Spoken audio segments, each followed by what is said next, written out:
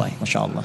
Assalamualaikum Ustaz. Assalamualaikum. Sehat? Alhamdulillah Ustaz. Masya Allah. Tadi subuh sahur? Subuh belum makan Belum. Bagus ya. Kalau sahur saya repot nanti. Baik.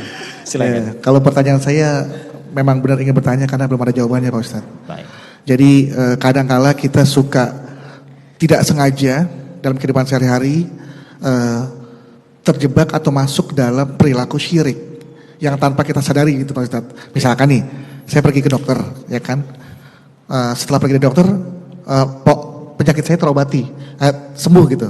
Dan akhirnya saya bisa bilang ke teman saya, lu ke dokter Sia aja tuh, pasti lu sembuh deh dari penyakit itu. Tanpa sengaja bahwa kita lupa yang memberikan sakit dan sehat tentunya Allah Subhanahu Wa Taala. Nah, apakah kita masuk dalam perilaku syirik tersebut? Yang kedua Pak Ustadz, apakah dosa-dosa syirik juga ada tahapannya gitu, ada levelnya? Kayak pedes level 1, level 2 gitu Pak Ustadz. Kayak keripik. Kemudian yang ketiga, nah bagaimana? Sebentar, ada berapa pertanyaannya? 3, tapi jadi satu jawaban kali Pak Ustadz. Baik. Yang ketiga, bagaimana supaya kita terhindar dari dosa-dosa syirik Pak Ustadz? Baik. Terima kasih Pak Ustadz, mau jawab. Baik, saya jawab yang ketiga dulu ya. Bagaimana supaya kita terhindar dari dosa syirik? Jawabannya sederhana, jangan syirik. Baik ya, itu satu. Baik, kita sekarang ketahui dulu. Untuk menghindari dosa syirik itu kita harus kenali berapa ragam dosa syirik. Kemudian apakah kasus yang Anda sampaikan di awal tadi termasuk bagian dari syirik atau pengantar kepada syirik yang bisa ditutup dengan amalan-amalan yang lain. Syirik itu dibagi oleh para ulama kepada 2 bagian. Ada syirkul akbar, syirik yang terbesar. Yang ini masuk dalam klasifikasi pertama dari 7 jenis dosa besar. Yaitu langsung menyekutukan Allah dengan ucapan ataupun perbuatan. Misal, Anda yakin Allah misalnya Tuhan yang sesungguhnya, tapi saat bersamaan Anda juga misalnya ikut-ikutan ibadah di tempat agama lain. Atau datang kepada misalnya minta-minta kepada dukun, paranormal dan sebagainya dengan pengharapan bahwa mereka bisa memberikan apa yang Anda harapkan. Maka itu disebut dengan syirkul akbar. Atau percaya pada benda-benda. Anda koleksi keris misalnya kan, Anda koleksi misalnya seruling, di situ Anda katakan dengan punya keris ini saya akan punya kekuatan sampai bisa jalan di atas air. Ya, misal ini masuk dalam syirkul akbar. Yang kedua ada syirkul asghar, syirik yang paling ringan, namanya riya. Riya, pamer atas amalan-amalan atau perbuatan baik yang telah dilakukan atau sedang akan dilakukan.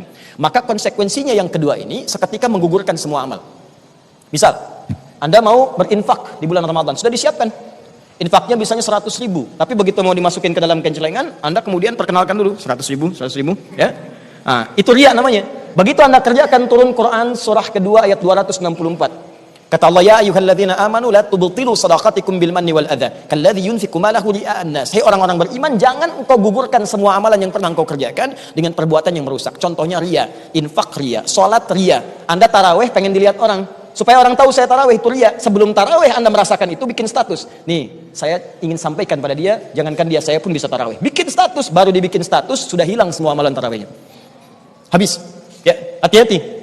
Sekarang ada musim umrah nih Ramadan. Begitu orang umrah, misalnya ngumpulkan orang, boleh silakan minta maaf, minta doa boleh, tapi jangan riya. Kumpulkan orang sekompleks RT, Anda sampaikan maaf, ini umrah pertama saya. Saya mohon maafkan kesalahan saya. Kalau ada dosa-dosa mungkin saya tidak tahu, tolong mohonkan pemaafannya. Ini umrah pertama saya. Saya ingin sukses. Barangkali saya orang pertama juga di komplek ini yang baru umrah. Pak RT belum, Pak RW belum ya teman-teman. Saya doakan di Ka'bah. Itu belum berangkat sudah habis pahalanya. Ya, baik. Kemudian yang terakhir, Ustaz, saya tidak disadari dari keluar kalimat-kalimat. Ya, ini dokternya bagus nih, pasti sembuh dan seterusnya. Harusnya Anda katakan insya Allah. Kalau hal-hal yang tidak disengaja dan tidak diniatkan untuk berbuat seperti itu, maka dosa-dosa itu termasuk kategori dosa yang langsung bisa ditutup dengan sholat, ditutup dengan Ramadan, ditutup dengan Jum'ah. Hadisnya hadis Muslim, dalilnya nomor hadis 233.